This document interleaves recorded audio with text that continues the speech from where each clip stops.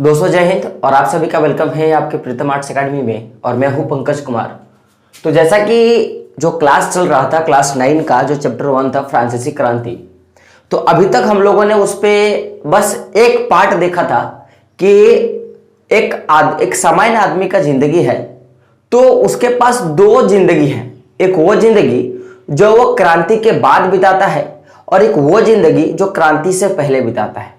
यानी कि मान लिया जाए कि जब इंडिया आज़ाद नहीं हुई थी तो आज़ादी के पहले की ज़िंदगी और आज़ादी की बाद की ज़िंदगी, ये दो तरह की ज़िंदगी भारत के लोगों के पास आई थी। उसी तरह से जितने भी फ्रांस के लोग हैं उनके पास भी उनकी जो ज़िंदगी थी वो दो तरह की थी। एक वो ज़िंदगी जो क्रांति से पहले थी, यानी कि फ्रांस में क्रांति नहीं हुआ था जब लुइस का या जब ऐसा सरकार का व्यवस्था था जिसपे किसी तरह का कोई जनतांत्रिक या जनता का किसी तरह का कोई समावेश नहीं था, वो सरकार चल रही थी।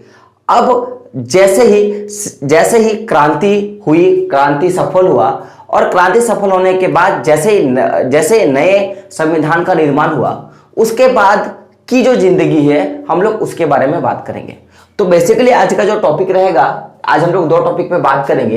एक तो क्रांति और रोजाना की जिंदगी, यानी कि क्रांति के बाद की जिंदगी कैसी बीती या किन किन चीजों के बारे में चेंजेस हुआ क्रांति के बाद, हम लोग उसके बारे में डिस्कशन करेंगे। और साथ में एक बहुत इंपॉर्टेंट पॉइंट है नेपोलियन बोनापार्ट, इसके बारे में डिस्कशन करेंगे। क्योंकि अगर हम लोग नेपोलियन बोनापार्ट के बारे में डिस्कसन कर लेते हैं तो जो हमारा नेक्स्ट चैप्टर है वो फिर बहुत आसानी से हमको समझ में आ जाएगा। तो उससे पहले जो लोग चैनल पे नए हैं, अगर ये पार्ट आपको देखना है अच्छे से तो पहले वीडियो को लास्ट तक देखें। और जो लोग चैनल पे नए हैं तो क्या करना है कि आपको चैनल को सब्सक्राइब कर लेनी है। तो आज हम लोग बात करते हैं कि क्रांति और रोजाना की जिंदगी में, ठीक है। तो आपको पता है कि 1789 ये जो डेट है, इस डेट से बाद के वर्षों में, यानी कि जैसे 1789 में क्रांति स्टार्ट हुआ, बस्तिल का किला का विध्वंस हुआ और जैसे ही फ्रांस में लोकतांत्रिक सरकार का गठन होता है, तो उसी के साथ साथ कि सबसे पहले वहां की जो बच्चे हैं या जो भी पुरुष हैं और जो भी महिलाएं हैं उनके जीवन में बहुत तरह के चेंजेस आती हैं। जैसे कि आपने भी देखा है कि हमारे इंडिया में जैसे ही लोकतांत्रिक सरकार आई, जैसे ही मैं बोल सकता हूं कि अंग्रेजों को हटा दिया गया, उसके बाद ही हमारे देश में अनेक परिवर्तन आया। चाहे आप बच्चों की जिंदगी के बारे में बात करो, चाहे पुरुषों की जिंदगी की बात करो, चाहे महिलाओं की जिंदगी की बात करो, यानी कि देश में हर एक नागरिक जो रह रहे होंगे उनकी जिंदगी में बहुत सारा परिवर्तन आया था। तो ठीक उसी तरह जब 1789 के बाद का जो सारा वर्ष बीता उसमें पुरुष, महिला और बच्चों के जीवन में अनेक परिवर्तन आए। तो वो परिवर्तन कैसा आया सर? अभी आपके पास क्वेश्चन होगा कि मैंने बोला कि उनके जीवन में बहुत तरह का परिवर्तन आया, तो अभी आपके पास क्वेश्चन होगा कि सर परिवर्तन क्या क्या था। तो अगर मैं बात करूं कि सरकार ने उनके जीवन में परिवर्तन करने के लिए सबसे पहले क्या किया कि कानून बनाने का शुरुआत किया। क्या कानून बनाया? तो आप बताओ, पूरा जो ये फ्रांस की घटना घटी थी जो हम लोग लगभग 12 और 13 क्लास से लेते आ रहे हैं, तो हम लोगों ने बस एक चीज देखा था कि यहां पे किसी तरह की कोई अभिव्यक्ति की आजादी नहीं थी, एक स्वतंत्रता की आजादी नहीं थी, समानता की आजादी नहीं थी। क्योंकि अगर कोई लोग अपनी बात को प्रकट करता है तो वह राजा के खिलाफ जाता है, फिर उसको गिलोटिन पे चढ़ा दिया जाता है। ऐसी बहुत सारी घटनाएं हम लोगों ने पढ़ी। साथ में हम लोगों ने देखा कि इस समाज में, यानी कि आजाद 1789 के पहले की जो समाज थी उसमें पूरा जो फ्रांस था वो 3 स्टेटों पे बता था, प्रथम स्टेट, द्वितीय स्टेट और तृतीय स्टेट, यानी कि वहां पे सामाजिक भिन्नताएं भी थी। तो जैसे ही क्रांति हुई और क्रांति के बाद जो क्रांतिकारी सरकार बना, तो उसने सबसे पहले क्या किया कि कुछ कानून के साथ परिवर्तन करने का काम किया। तो पहला उन्होंने कानून बनाया स्वतंत्रता का कानून। क्या बनाया?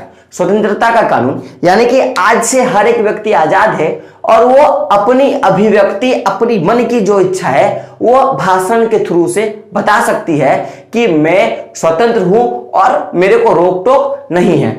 साथ में क्या किया कि जो तीनों स्टेट था, प्रथम स्टेट, द्वितीय स्टेट और तृतीय स्टेट, तो तीनों स्टेट को खत्म किया गया और साथ में समानता के आदर्शों को रोजाना की जिंदगी में क्या किया गया, उतारने का प्रयास किया गया।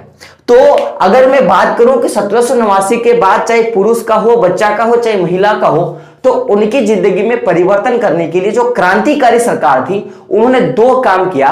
पहला काम क्या किया कि स्वतंत्रता का अधिकार दिया, और साथ में क्या किया कि उनको समानता का अधिकार दिया। और वो जो दो आदर्श थे, समानता का, स्वतंत्रता का, तो उनकी जिंदगी में उतारने का काम किया।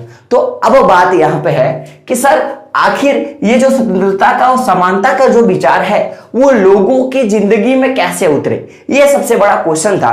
क्योंकि देखो, आजादी तो मिल चुकी थी, यहां पे आजादी तो मिल चुकी थी, लेकिन अब हर एक कोने में बैठे नागरिक तक, हर एक उस व्यक्ति के पास जिसके पास कुछ भी नहीं है लेकिन वो आजादी चाहता है, हर एक व्यक्ति के पास जिसको आजाद होने का अधिकार है, उस तक ये बात कैसे पहुंचे कि सरकार ने उन लोगों के लिए स्वतंत्रता का और समानता का अधिकार दे दिया है।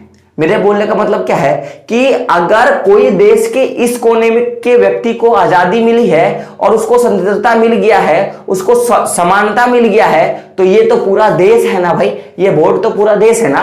तो अगर इस कोने के आदमी को मिला है तो इस कोने के आदमी तो पहुंचना चाहिए ये स्वतंत्रता का और समानता का अधिकार। ये सबसे बड़ा प्रॉब्लम था समाज में। तो उस समाज में सबसे बड़ी ये प्रॉब्लम को दूर करने के लिए सबसे पहला क्या किया गया कि एक सेंसरशिप नाम का कानून था। क्या था? एक सेंसरशिप नाम का कानून था। उस सेंसरशिप नाम के कानून को क्या किया कि सरकार ने हटाया। क्या किया?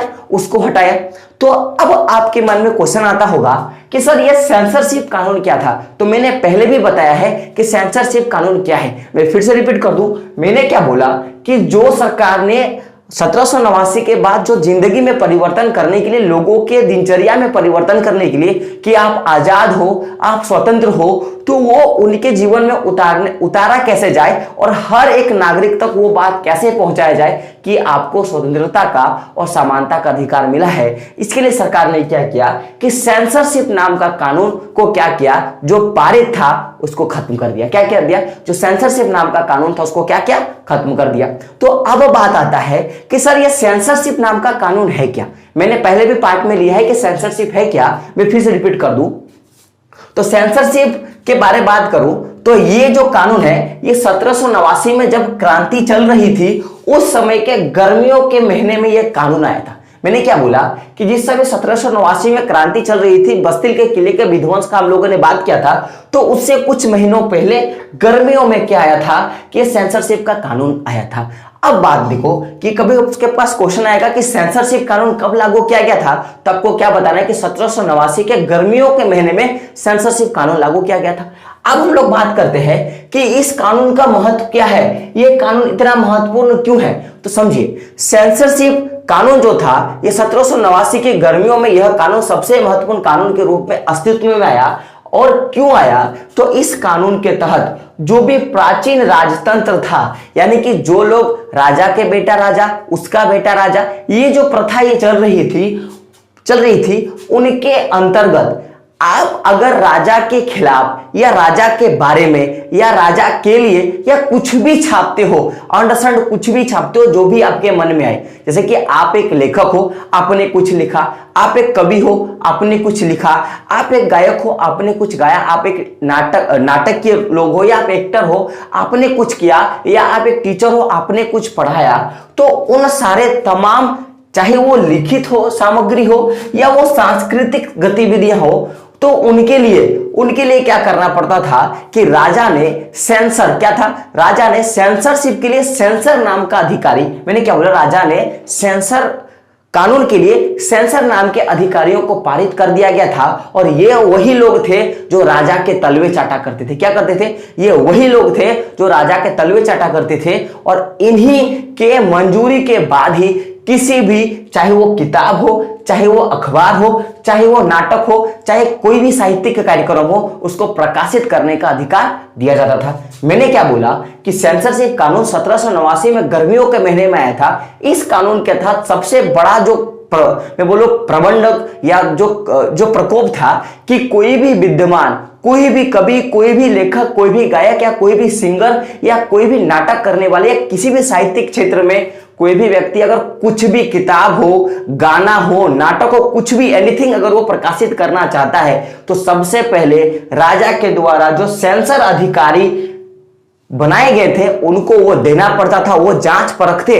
कि क्या इसमें कभी क्या राजा के खिलाफ कुछ बातें बोली गई हैं, क्या इसमें लोगों को भड़काया गया है, क्या इसमें राजा को खराब बोला गया है, क्या इसमें राजा के प्रति अनुकूल व्यवहार किया गया है। अगर ये सारे बातें उसमें पाई जाती तो सीधा सेंसरशिप के अधिकारी क्या करते कि उस किताब को, उस नाटक को, उस अखबार को कभी प्रकाशित ही नहीं होने देते और उनकी प्रकाशित की क्रिया को क्या कर देते थे, खारिज कर देते थे। तो जैसे ही सेंसरशिप का कानून हटा, जैसे ही सेंसरशिप का कानून हटा तो सबसे बड़ा बात यहां पे क्या आ गया कि अब किताब में जो लिखने वाले राइटर होते हैं वो राजा के खिलाफ भी लिख सकते थे और राजा के साथ भी लिख सकते थे।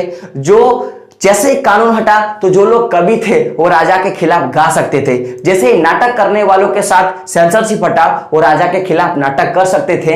यानी कि जैसे ही सेंसरशिप हटा तो सबसे बड़ा फायदा क्या हुआ कि तमाम वे लोग जो लोग राजा के प्रति दबे हुए थे वो अपनी अभिव्यक्ति को लोगों के पास अखबार के माध्यम से, लिखने के माध्यम से और नाटक के माध्यम से क्या करने लगे, प्रकाशित करने लगे। क्या करने लगे, प्रकाशित करने लगे। तो जैसे हटाया गया, क्या बोला मैंने, बोला कि सेंसरशिप कानून को जैसे ही हटाया गया तो सबसे पहली बड़ी जो घटना हुई कि फ्रांस में जो भी रहस्यमय घटनाएं घट रही हैं, चाहे वो राजा के खिलाफ हो, चाहे जनमत संग्रह के खिलाफ हो, कुछ भी एनीथिंग, तो फ्रांस में घट रही घटनाओं एवं परिवर्तनों का जो ब्यौरा है वो शहर में तो था ही, साथ में ग्रामीण लोगों तक तेजी से पहुंच सके।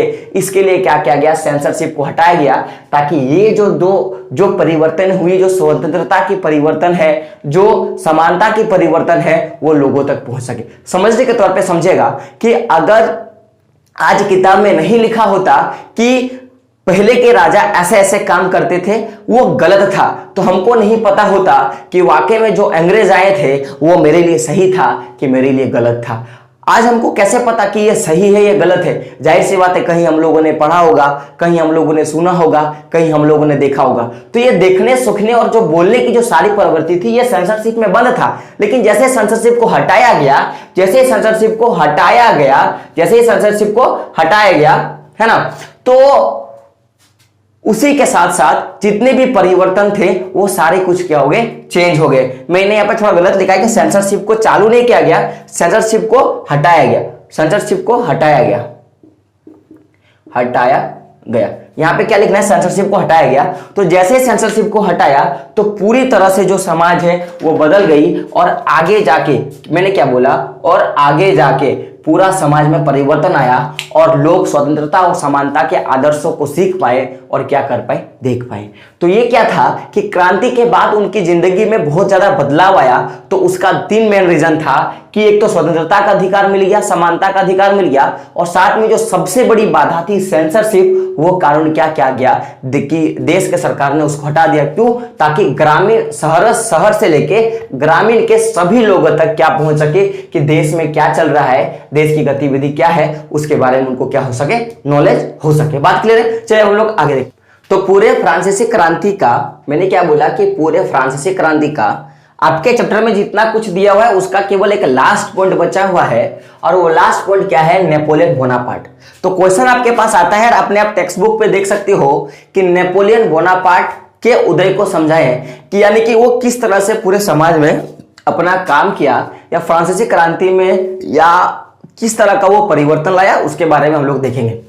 तो अगर मैं बात करूं नेपोलियन बोनापार्ट को, तो नेपोलियन बोनापार्ट को लोग मसीहा मानते थे। मैंने क्या बोला कि नेपोलियन बोनापार्ट को लोग मसीहा मानते थे, और मसीहा मानने का रीजन भी था, और साथ साथ में उनको लोग खराब भी मानते थे। मैंने क्या बोला कि नेपोलियन बोनापार्ट को लोग मसीहा मानते थे और साथ साथ में उनको गाली भी दिया करते थे। एक तो भगवान के तख्ते पे चढ़ाए और दूसरा उनको तख्ते से गिराने का भी काम किया करते थे लोग। तो हम लोग इसके बारे में डिस्कशन करेंगे। तो सबसे पहले हम लोग बात करते हैं कि 1789 के क्रांति हुआ और जो भी घटनाएं घटी हम लोगों ने पीछे में पढ़ा। अब क्या होता है कि 1804 में, मैं कब का घटना का बात कर रहा हूं कि 1804 में नेपोलियन क्या करता है कि खुद को फ्रांस का सम्राट घोषित कर देता है कि मैं ही फ्रांस का सम्राट हूं, ऐसा बोल के वो फ्रांस में क्या करता है कि अपनी राजत्व को क्या करता है, इकट्ठा कर देता है और वो राजा के पद पे बैठ जाता है। घटना कब की है? 1804 की। घटना कब की है? 1804 की। और आपके पास क्वेश्चन आएगा कि नेपोलियन बोनापार्ट फ्रांस का सम्राट कब बना था। मैंने क्या बोला कि नेपोलियन बोनापार्ट फ्रांस का सम्राट कब बना था, तो आपको क्या बनना है? 1804। कब बताना है? 1804। अब देखिए कि जैसे ही वो राजा बना तो सबसे पहले उसने क्या किया कि सैनिकों का गठन किया। आप इसके बारे में सबसे ज्यादा यही क्लास 9 का जो चैप्टर नंबर 2 है उस पे पढ़ेंगे हम लोग, उस पे भी देखेंगे नेपोलियन के बारे में। तो सब जैसे ही सम्राट का वो राजा, जैसे सम्राट फ्रांस का वो राजा बनता है तो सबसे पहले वो क्या करता है कि फ्रांस के या मैं बोल सकता हूं कि यूरोप के जो अगल बगल के जो पड़ोसी देश है उसको क्या करता है कि वो उन देशों को जीतने के लिए एक विजय यात्रा शुरू करता है। और इस विजय यात्रा में वो काफी लोगों को उस यात्रा में लाता है और ये इसके बारे में और सारी घटनाएं हम लोग देखेंगे। लेकिन एक बात इसमें था कि वो अपनी इस यात्रा में बहुत सारे लोगों को लाता है, तो जितने भी सैनिकों को बहाली करता है तो अब वो लोग तो अच्छे ही इसको बोलेंगे कि सैनिकों का बहाली हो रहा है। तो नेपोलियन का मानना था कि मैं जितने भी देशों को जीतूंगा तो मेरी जो प्रभुसत्ता होगी वो बढ़ेगी और उससे मेरे को ज्यादा मात्रा में संसाधन मिलेगा। क्योंकि जब नेपोलियन 1804 में फ्रांस का राजगद्दी पे बैठा था तो उसी समय एक बहुत बड़ी अकाल आई थी जो हम लोग चैप्टर 2 में देखेंगे, ठीक है ना। तो उस समय पावरोटी का और बहुत सारी चीजों का रेट बढ़ गया था जिसके कारण लोगों को बहुत ज्यादा कष्ट हुआ था, तो उसके बारे में हम लोग पढ़ेंगे। तो जैसे ही 1804 में नेपोलियन फ्रांस को खुद का राजा घोषित कर देता है तो सबसे पहले उसने क्या काम करता है कि यूरोप के जो अगल बगल के जो पड़ोसी देश है उसको जीतने के लिए वो दौड़ता है और उसके लिए वो क्या करता है? विजय यात्रा शुरू करता है। और साथ साथ में ये पहला एक काम किया और दूसरा एक काम क्या करता है कि जितने भी पुराने राजवंश है उनको वो समाप्त कर देता है। जितने भी पुराने राजवंश थे उनको क्या करता है? वो समाप्त कर देता है। और समाप्त करने के बाद क्या करता है कि जहां जहां पुराने राजाओं के महल थे या जहां से पुराने राजा अपनी सत्ताओं को चलाते थे वहां पे अपने खानदान को यानी कि अपने गोतिया भयाद को क्या करते हैं? अपने गोतिया भाई को क्या करते हैं कि वहां पे स्थापित कर देते हैं कि मान लिया जाए कि फलना जगह पे कोई एक राजा था जो इससे नेपोलियन से संबंधित नहीं रखता था, उसके ब्लड रिलेशन में नहीं था, तो क्या करता था? उसको हटा दिया और अपने ही खून का कोई आदमी को, सगे आदमी को क्या करता था कि उस पे वो बैठा देता था, उसका बागडोर उसको दे देता था। तो पहला काम क्या किया कि यूरोपीय पड़ोसी देशों की यात्रा शुरू की और दूसरा क्या किया कि जो भी पुराने राजवंश थे उसको हटा के अब वहां का सम्राट किसको बना देता था? तो अपने घर के आदमी को बना देता था। साथ में नेपोलियन क्या करने लगा कि जब इतना सारा वो परिवर्तन करने लगा तो वो खुद को मानता था कि नेपोलियन खुद को मानता था कि यूरोप में जितने भी आधुनिकीकरण हो रहा है ना उसका अग्रदूत मैं ही हूं, मेरे कारण ही आज यूरोप में आधुनिकीकरण चल रहा है।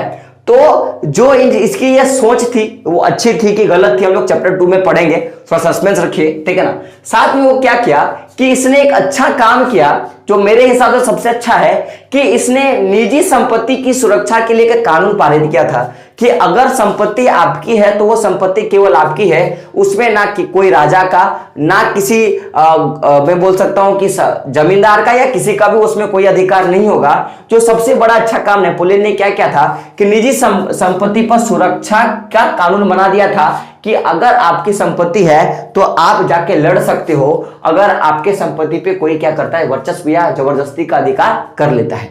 साथ में इसने क्या किया कि समान नापतोल प्रणाली के लिए, किसके लिए? समान नापतोल प्रणाली के लिए इसने दशमलव पद्धति की जो आधारित जितने भी नापतोल की पद्धति थी उसको वो अपने शासनकाल में लाता है।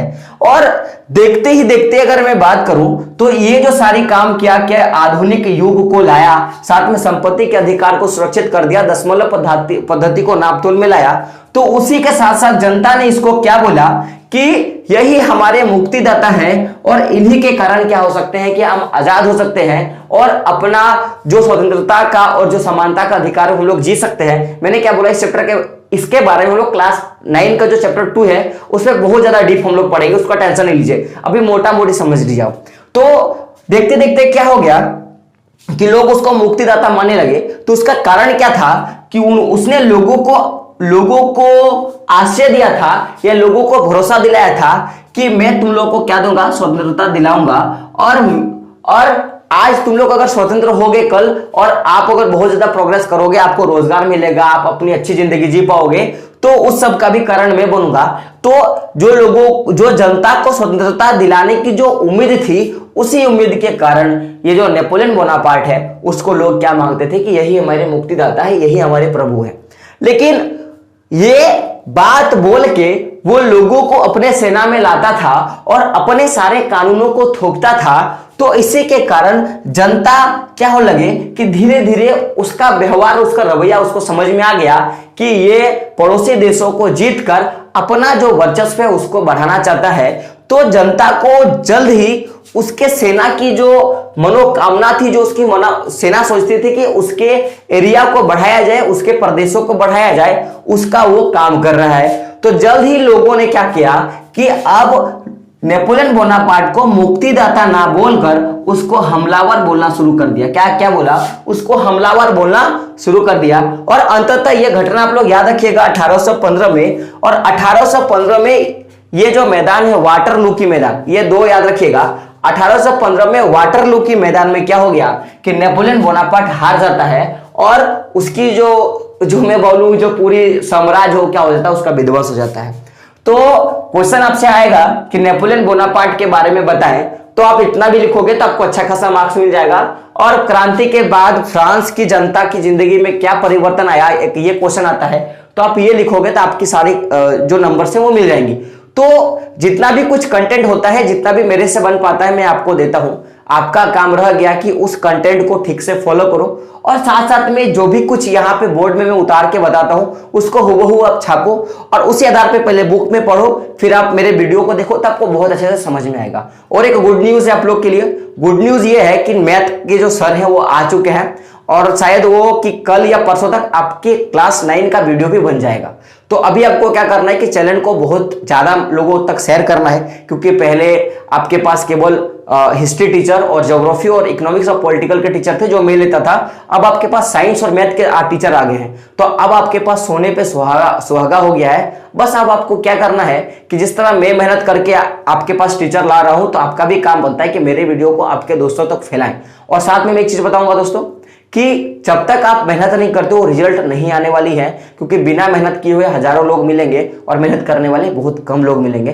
तो बस आपको सफलता की सीढ़ी पे चढ़ना है और आपको क्या करना है, सक्सेस करना है।